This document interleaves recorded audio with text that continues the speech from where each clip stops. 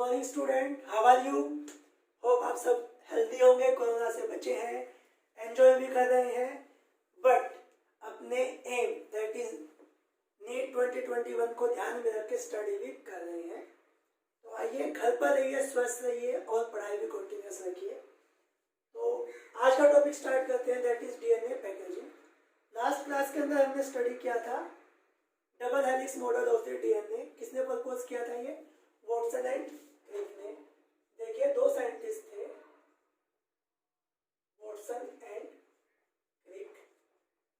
Watson एक zoologist थे, but क्रिक एक फिजिसिस्ट थे।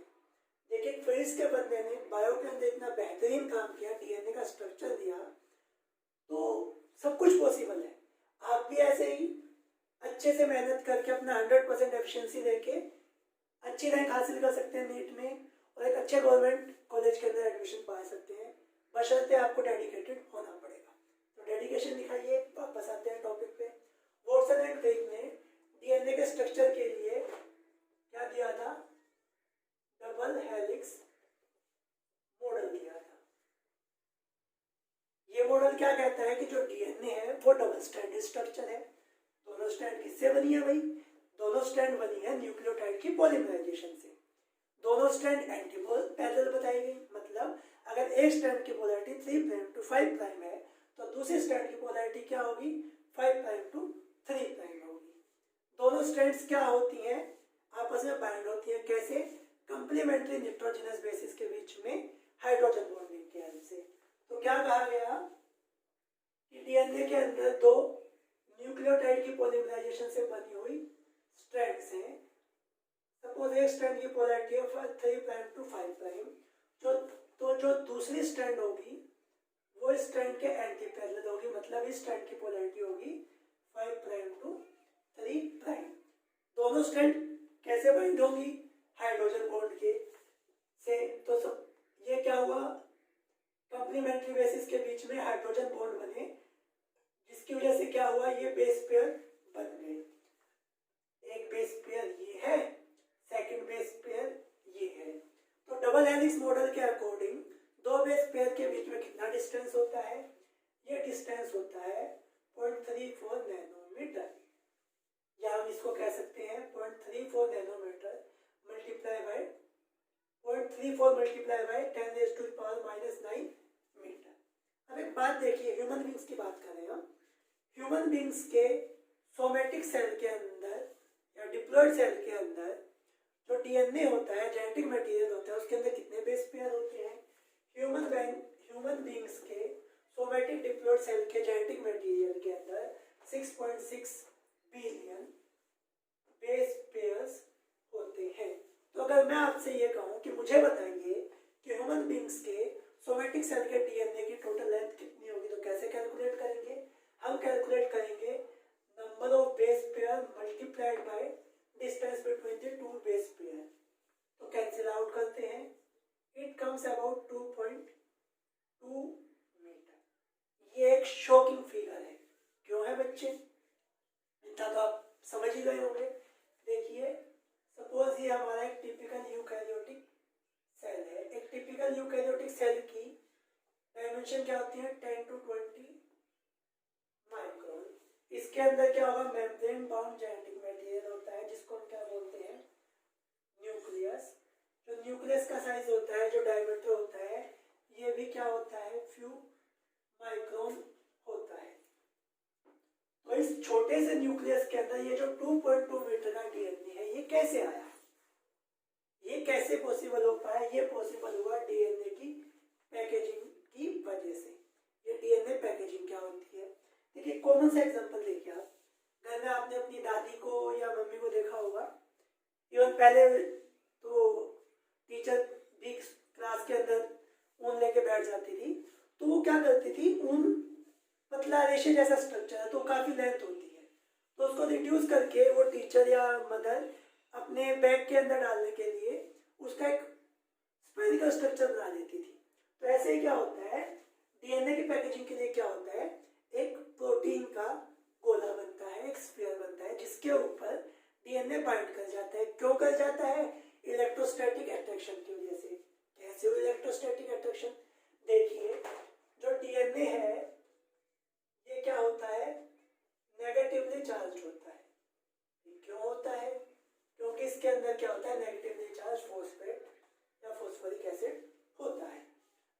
प्लस ये क्या होते हैं, एसिडिक इन नेचर होते हैं।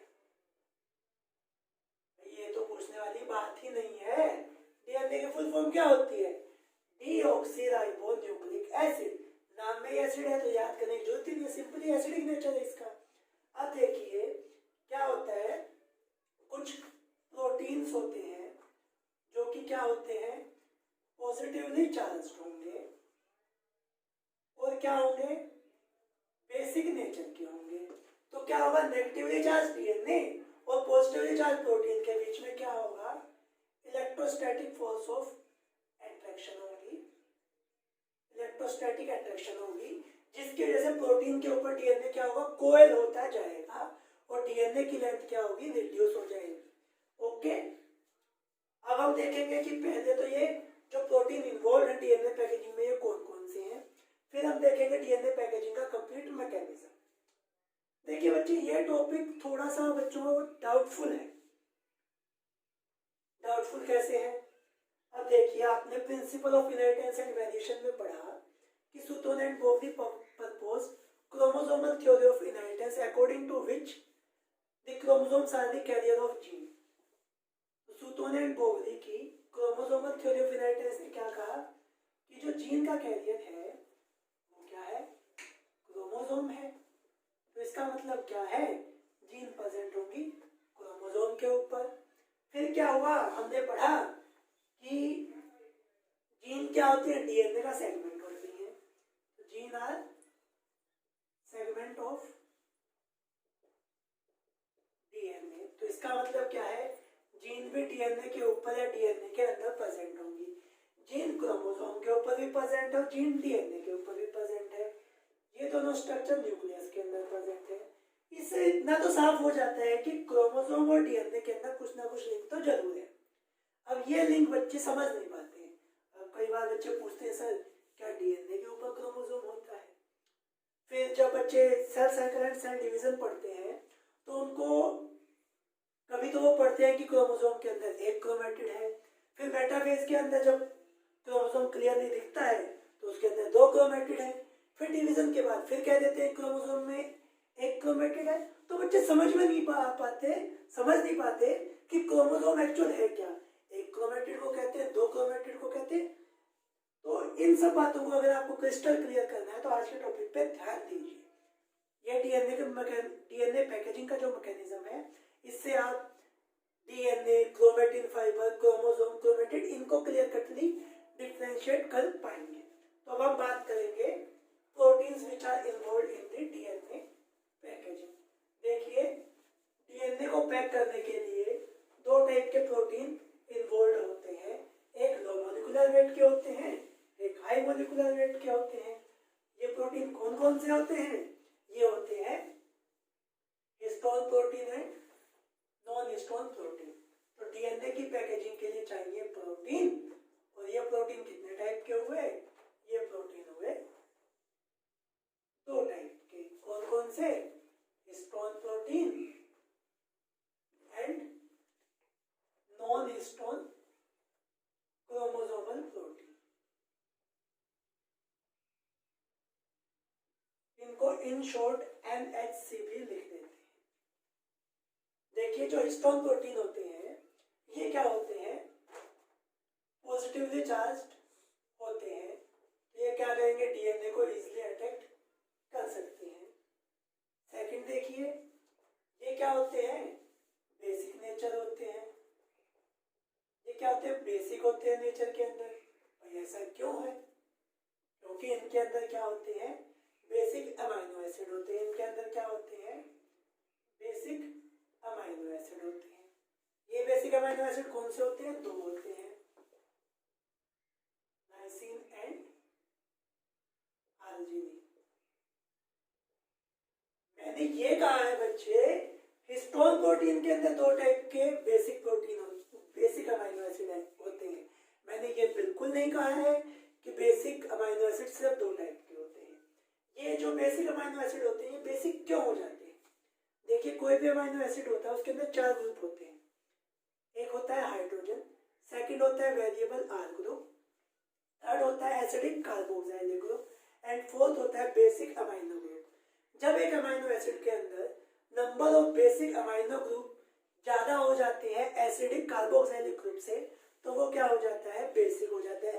प्लस ये जो अमाइनो ग्रुप है इसकी प्रोटोनेशन की वजह से क्या हो जाता है, पॉजिटिव चार्ज भी आ जाता है। ओके, हमने क्या कहा, इसके अंदर दो टाइप के बेसिक अमाइनो एसिड होते हैं। फिर देखिए हिस्टोन प्रोटीन के टाइप देखते हैं। हिस्टोन प्रोटीन क्या है, 5 टाइप के होते हैं। सिंपली काउंटिंग याद रखना है, कुछ बड़ी बात नहीं इसमें। H1, H2, H2 further 2 type के होते हैं, H2A and H2B, then H3 and H4। Okay student, जो फर्स्ट 3 हिस्टोन प्रोटीन है ये क्या होते हैं, लाइसिन के अंदर रिच होते हैं। और इनमें से भी जो H1 होता है इसके अंदर मैक्सिमम अमाउंट होता है किसका, लाइसिन का। सो H1 histone protein is richest in the lysine. जो बचे हुए 2 हिस्टोन प्रोटीन है ये रिच होते हैं आर्जिनिन बेसिक अमाइनो एसिड में। अब देखिए हमने डीएनए की पैकेजिंग क्यों कर रहे हैं, ताकि डीएनए का क्या हो, साइज रिड्यूस होके वो न्यूक्लियस के अंदर एकोमोडेट हो सके। तो ये जो हिस्टोन प्रोटीन हम कैसे चाहेंगे, इनका मॉलिक्यूलर वेट हाई हो या लो हो, हम चाहेंगे इनका मॉलिक्यूलर वेट लो हो, ताकि साइज जो पैक्ड डीएनए उसका साइज बढ़ेगा। तो इनका मॉलिक्यूलर वेट क्या होता है, लो मॉलिक्यूलर वेट होता है।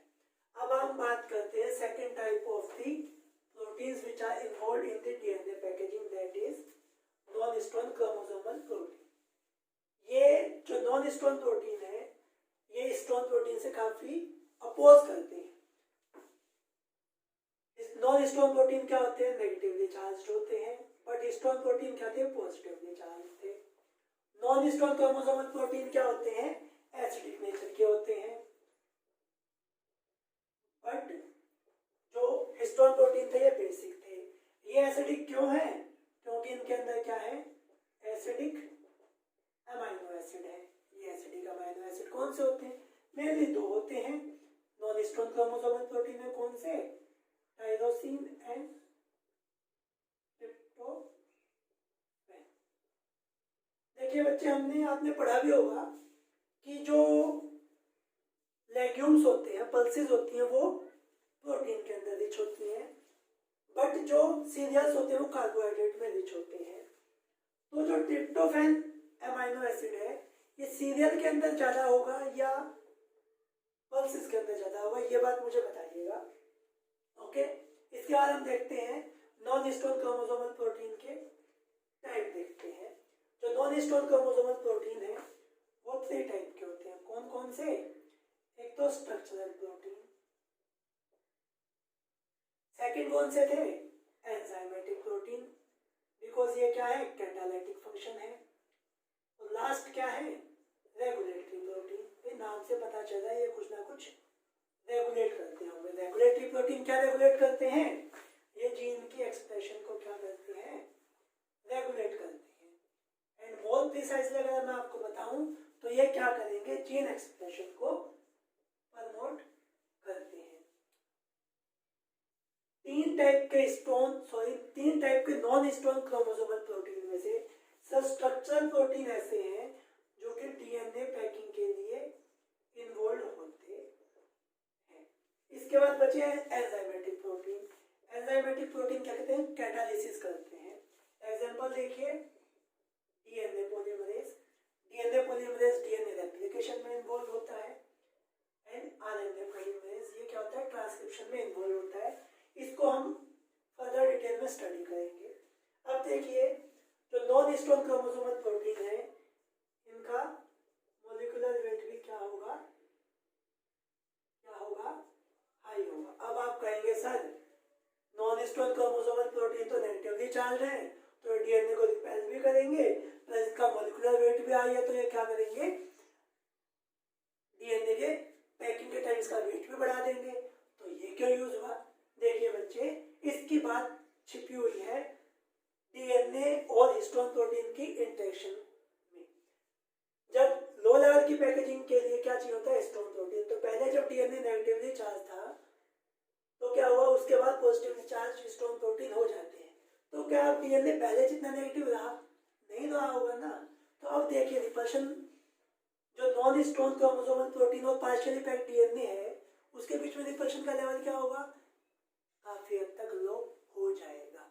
तो नॉन हिस्टोन प्रोटीन जब हाई लेवल की पैकेजिंग करते हैं तो रिपल्शन नहीं हो पाती है।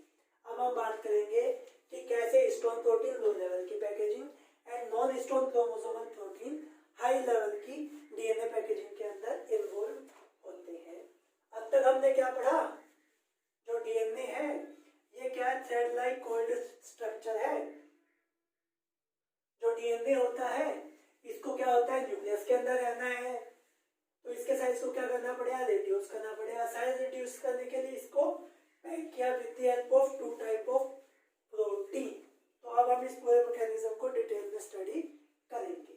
तो हमारे पास क्या था, एक डबल स्ट्रैंडेड डीएनए मॉलिक्यूल था। सपोज ये क्या है, डबल स्ट्रैंडेड डीएनए मॉलिक्यूल है, ये इसकी 2 स्ट्रैंड्स है। डीएनए का बच्चे जो डायामीटर है वो कितना होता है, इट्स अबाउट 2 नैनोमीटर। अब इसकी कोयलिंग स्टार्ट होगी तो हम इसको क्या कह देंगे, फर्स्ट ऑर्डर ऑफ कोयलिंग या फर्स्ट लेवल ऑफ कोयलिंग। कौन से प्रोटीन इन्वॉल्व होंगे, हिस्टोन प्रोटीन इन्वॉल्व होंगे। कौन कौन से हिस्टोन प्रोटीन इन्वॉल्व होंगे भाई, देखिए हमने कहा हिस्टोन प्रोटीन 4 टाइप के होते हैं।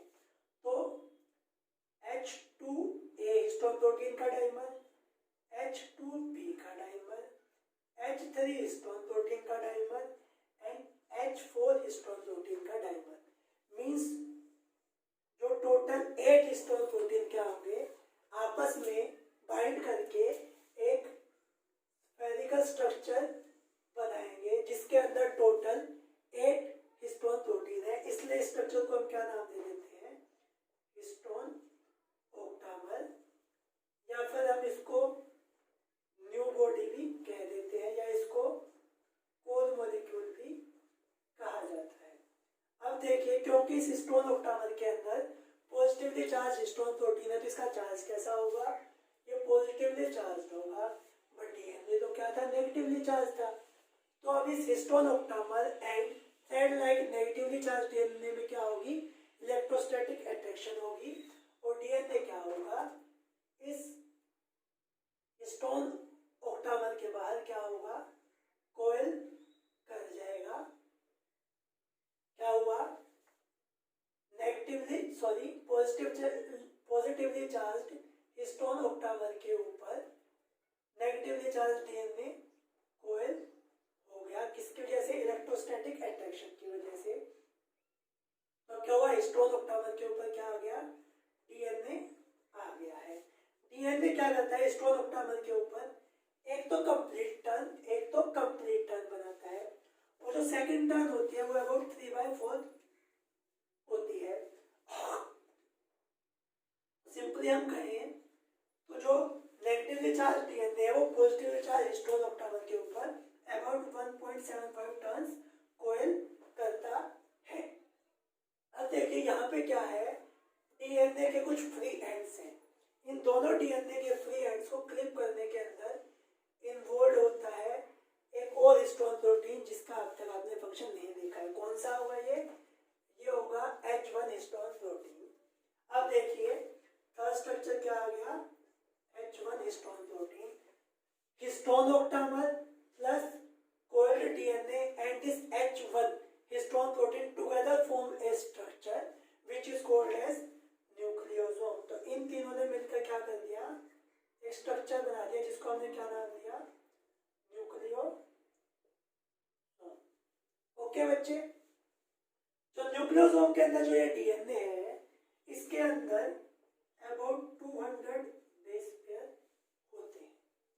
बट जो हमने अभी पढ़ा था कि जो ह्यूमन बीइंग्स का जो सोमेटिक डिप्लॉइड सेल है उसके अंदर कितने बेस पेयर्स होते हैं, उसके अंदर होते हैं अबाउट 6.6 बिलियन बेस पेयर।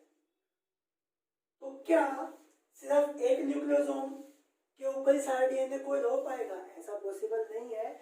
हमें लार्ज नंबर ऑफ न्यूक्लियोसोम चाहिए, कितने nucleosome? 6.6 billion divided by 200, this comes about 30 और 33 मिलियन न्यूक्लियोसोम। तो जब डीएनए की फर्स्ट लेवल कोडिंग होगी तो उसकी वजह से क्या होगा, अबाउट 30 मिलियन न्यूक्लियोसोम बन जाएंगे। जितने न्यूक्लियोसोम होंगे उतने ही तो हिस्टोन ऑक्टामर होंगे ना बच्चे, एम आई राइट? ओके, तो हमने क्या कहा, मिलियंस ऑफ हिस्टोन ऑक्टामर बनेंगे। ये क्या है, हिस्टोन ऑक्टामर्स है। और इनके ऊपर क्या होगा, जो डीएनए है वो कोएल हो जा रहा है। इन पे क्या हुआ, डीएनए कोएल हो गया। ओके, इसकी वजह से क्या हुआ, एक लॉन्ग फाइबर लाइक स्ट्रक्चर बन गया। इस स्ट्रक्चर को हम क्या नाम दिया, न्यूक्लियोसोम फाइबर। इसको क्या नाम दिया गया, न्यूक्लियोसोम फाइबर। क्यों ऐसा नाम दिया, क्योंकि ये फाइबर जैसा है और न्यूक्लियोसोम से बना हुआ है। ये डीएनए की पैकेजिंग से बना है तो डेफिनेटली इसका साइज डीएनए से कम होगा, डायमीटर ज्यादा होगा। डायमीटर कितना होता है इसका, अबाउट 10 नैनोमीटर। अब देखिए जो जो न्यूक्लियोसोम फाइबर है ये ऐसी अपीयरेंस देता है जैसे थ्रेड के ऊपर फ्लावर या बीड्स अरेंज्ड हो। जैसे माला के अंदर फूल होते हैं या एक धागे के अंदर मोती पिरो दिए गए होते हैं, ऐसे ही अपीयरेंस देता है ये न्यूक्लियोसोम फाइबर। तो न्यूक्लियोसोम फाइबर कैसी अपीयरेंस देता है, बीड्स ऑन स्ट्रिंग, मींस किसी स्ट्रिंग के अंदर बीड्स को पिरो दिया गया। अब तक हमने क्या पढ़ा, जो डीएनए है उसकी फर्स्ट लेवल कोडिंग की हेल्प से क्या बन गया, न्यूक्लियोसोम फाइबर। अब क्या होगा, सेकेंड लेवल कोडिंग होगी। सेकेंड लेवल कोडिंग होगी किसके हेल्प से, हिस्टोन प्रोटीन की हेल्प से।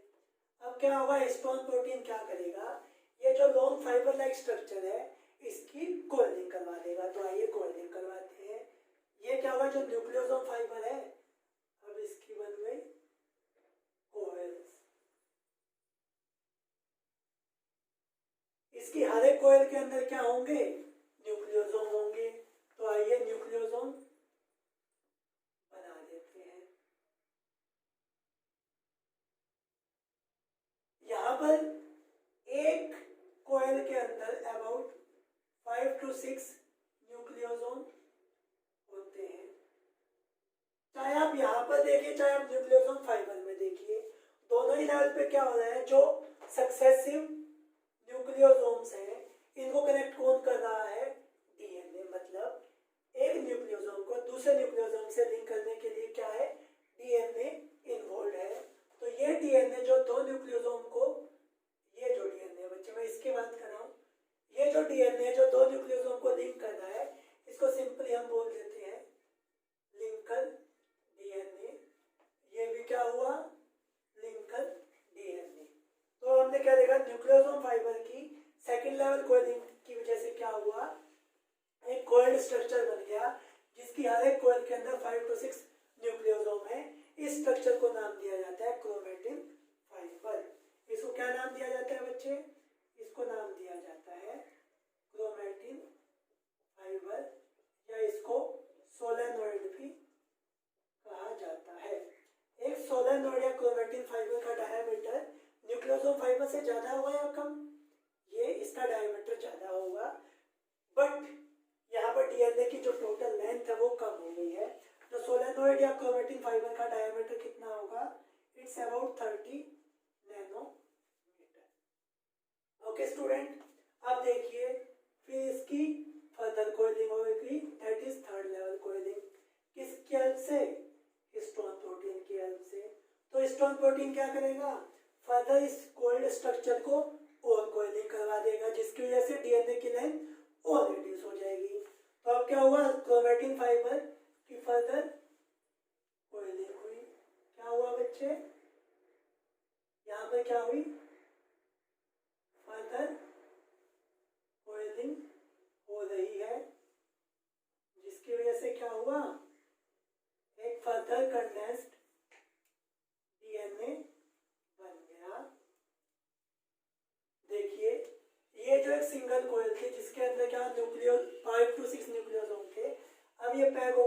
अंदर शॉर्ट हो गई, इतनी छोटी हो गई, ये जो स्ट्रक्चर था अब ये कोयल होकर इतने से स्ट्रक्चर में रिड्यूस हो गया, कंडेंस हो गया। तो अब क्या हुआ, फर्दर कंडेंसेशन हुई तो जो स्ट्रक्चर बना उसका डायमीटर क्या होगा, बढ़ जाएगा, बट डीएनए की टोटल लेंथ क्या होगी, कम हो जाएगी। ये जो स्ट्रक्चर जो सोलेनोइड की फर्दर पैकेजिंग या कंडेंसेशन से बना है, इसको क्या कहा जाता है, सुपर सोलेनोइड। जो सुपर सोलेनोइड होता है उसका डायमीटर होता है अबाउट 300 नैनोमीटर। अब जो सुपर सोलेनोइड है, देखिए बच्चे मेरी ड्राइंग ज़्यादा अच्छी नहीं है, बट होप आप अच्छे समझ गए होंगे कि क्या हो रहा है, हिस्टोन प्रोटीन की वजह से फर्दर कोयलिंग होती जा रही है। अब फिर क्या होगा, हाई लेवल ऑफ कोयलिंग होगी, किसकी वजह से होगी, अब नॉन हिस्टोन क्रोमोसोमल प्रोटीन की भी हेल्प चाहिए होगी। नॉन हिस्टोन क्रोमोसोमल प्रोटीन की हेल्प से क्या होगा, सुपर सोलेनोइड फर्दर कंडेंस होगा और क्या होगा, एक रोड लाइक स्ट्रक्चर बन जाएगा, जिसके अंदर क्या होगा, एक प्राइमरी कॉन्स्ट्रिक्शन होगी जो कि अनस्टेनेबल होगी, इसको हम क्या कहेंगे, सेंट्रोमियर। ये जो स्ट्रक्चर है इसका डायमीटर कितना होता है, अबाउट 700 नैनोमीटर, एंड इस स्ट्रक्चर को कहा जाता है क्रोमेटिड। जब सेल डिवाइड नहीं कर रहा होता है तब उसके अंदर जेनेटिक मटेरियल किस फॉर्म में होता है, क्रोमेटिड की फॉर्म में होता है या क्रोमेटिन फाइबर की फॉर्म में होता है। अब देखिए ये जो क्रोमेटिड है, एक नॉन डिवाइडिंग सेल के अंदर क्या होगा, जब सेल को डिवाइड करना है तो आपने पढ़ा होगा सेल डिवीजन में दो फेज होती है, interphase and M phase. Interphase में क्या होता है, एक इंपॉर्टेंट इवेंट होता है डीएनए डुप्लीकेशन। कौन सी फेज, सब फेज में, एस फेज में। तो इंटरफेज की एस फेज के अंदर क्या हुआ, डीएनए की डुप्लीकेशन हो जाएगी। जब ये डीएनए डुप्लीकेट होगा तो इस डीएनए की कोइलिंग से जो क्रोमेटिड बना है ये भी क्या हो जाएगी, डुप्लीकेट हो जाएगी। तो क्या होगा, डुप्लीकेशन की वजह से एक क्रोमेटिड की जगह अब क्या हो जाएगी, इसकी एक और कॉपी बन जाएगी, मतलब दो क्रोमेटिड बन जाएंगी और वो दोनों आपस में बाइंड होंगी सेंट्रोमियर से। ये जो स्ट्रक्चर बना है जिसके अंदर दो क्रोमेटिड है, इसको हम क्या कहते हैं, क्रोमोसोम। क्रोमोसोम का डायमीटर कितना होगा, सिंपल सी बात है बच्चे, एक क्रोमोसोम के अंदर दो क्रोमेटिड है, एक क्रोमेटिड का डायमीटर 700 नैनोमीटर, तो क्रोमोसोम का डायमीटर क्या होगा, just double to that of chromatid, so its diameter is about 1400 nanometre. तो अब तक हमने क्या देखा कि डीएनए की हिस्टोन प्रोटीन की हेल्प से पार्शियल कंडेंसेशन हुई और क्या बन गया, क्रोमेटिन फाइबर। क्रोमेटिन फाइबर की फर्दर कंडेंसेशन हुई और क्या हुआ, रोड लाइक स्ट्रक्चर बन गया जिसको हमने क्या कहा, क्रोमोसोम। तो होप अब आप समझ गए होंगे कि DNA, chromatin fibre and chromosome क्या होते हैं, ये कैसे एक दूसरे से इंटरलिंक्ड होते हैं। ये जो क्रोमोसोम है जिसमें दो क्रोमेटिड है, ये कब बना है, जब सेल को डुप्लीकेट करना होता है। तो ये सिर्फ एम फेज के अंदर या एम फेज की मेटाफेज के अंदर ही दिखाई देता है, बट जब सेल को डिवाइड नहीं करना होता तो क्या होता है, सेल के अंदर सिर्फ एक ही क्रोमेटिड होगी और ये क्रोमेटिड भी क्या होती है, जब सेल डिवाइड नहीं करता तो क्या हो जाती है, अनकंडेंस हो जाती है, क्रोमेटिन फाइबर्स बन जाते हैं।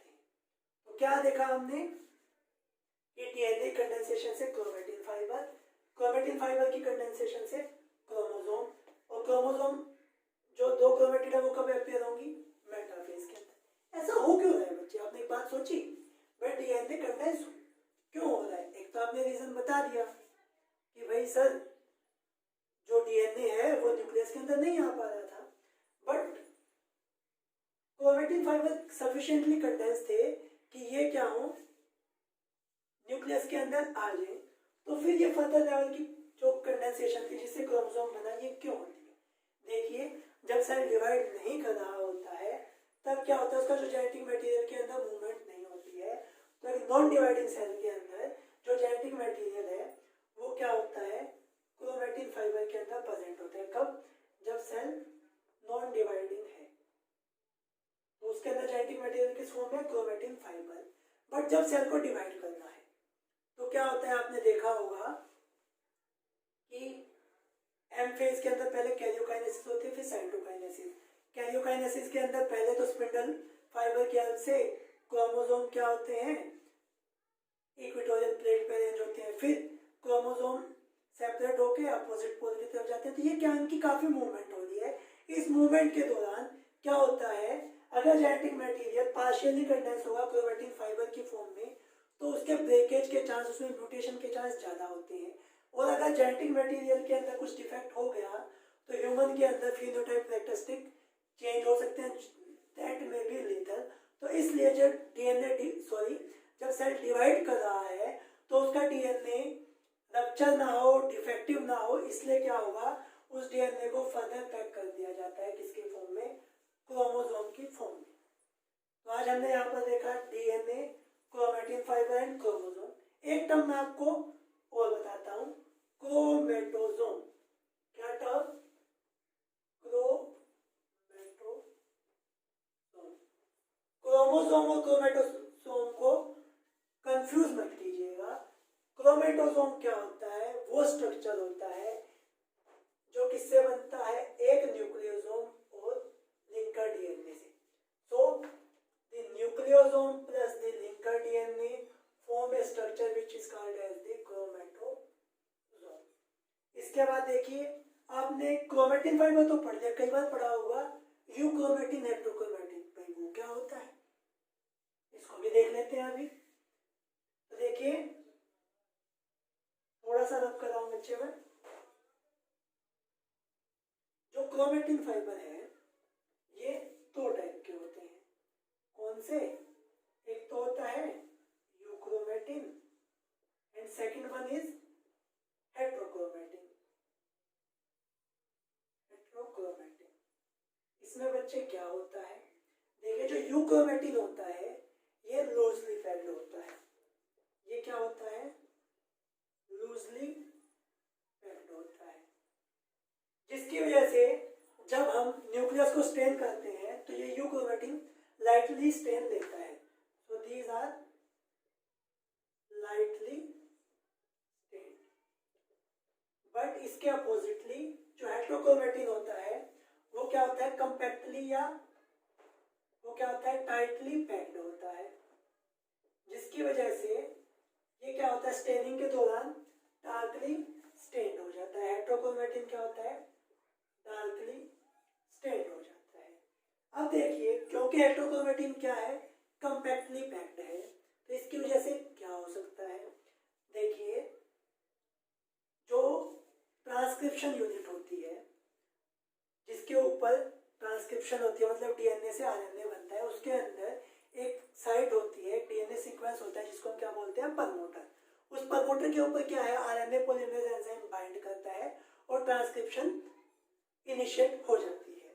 बट क्योंकि हेट्रोक्रोमेटिन टाइटली पैक्ड है तो कई बार क्या हो जाता है कि जो ट्रांसक्रिप्शन यूनिट है उसके प्रमोटर रीजन के ऊपर ये जो आपके प्रोटीन्स हैं ये आ जाते हैं और प्रमोटर क्या हो जाता है, हाइड हो जाता है, उसके ऊपर आरएनए पॉलीमरेज बाइंड नहीं कर पाता है। आरएनए पॉलीमरेज बाइंड नहीं होगा तो क्या होगा, ट्रांसक्रिप्शन नहीं होगी। तो हेट्रोक्रोमेटिन ट्रांसक्रिप्शनली एक्टिव होगा या inactive, it is transcriptionally inactive, it is transcriptionally inactive. But क्योंकि हेट्रोक्रोमेटिन क्या है, ये लूजली पैक्ड है, तो इसके जो ट्रांसक्रिप्शन यूनिट का जो प्रमोटर है उसके ऊपर जो प्रोटीन है वो नहीं आ पाते हैं, तो इसका प्रमोटर फ्री होता है, जिससे इसलिए आरएनए पॉलीमरेज बाइंड करके क्या होता है, ट्रांसक्रिप्शन करवा पाता है। तो यूक्रोमेटिन क्या हुआ, ट्रांसक्रिप्शनली एक्टिव हुआ। Heterochromatin contribute only about 10% of the human genetic material, whereas euchromatin constitute about 90% of human genetic material. That's all about DNA packaging. एक पर एक शॉर्ट रिवीजन दे देते हैं, क्योंकि डीएनए क्या था, लॉन्ग थ्रेड लाइक स्ट्रक्चर था, इसको न्यूक्लियस के अंदर लाना मुश्किल हो जाता, तो इसके हमने क्या की, प्रोटीन की वजह से, प्रोटीन की हेल्प से इसकी पैकेजिंग की, दो टाइप के प्रोटीन यूज किए, histone protein and non histone protein. तो डीएनए की जब हिस्टोन प्रोटीन से सेल पैकेजिंग हुई तो क्या बन गया, क्रोमैटिन फाइबर। बट क्योंकि जो जेनेटिक मटेरियल है वो सेल डिवीजन के टाइम हाईली मूव करना पड़ता है, तो डीएनए रेप्लिकेशन के सेल डिवीजन के टाइम इस पार्शियली कोल्ड क्रोमैटिन फाइबर को फर्दर कंडेंस किया गया, किसके हेल्प से, नॉन हिस्टोन क्रोमोसोमल प्रोटीन की हेल्प से, और अल्टीमेटली क्या बन जाता है, क्रोमोसोम। ओके, सो क्रोमोसोम्स क्या हुए, chromosomes are rod like structure which are formed by the condensation of the DNA, and chromatin fiber क्या हुए, chromatin fibers are partially condensed DNA. Okay, thank you students, that's all for today.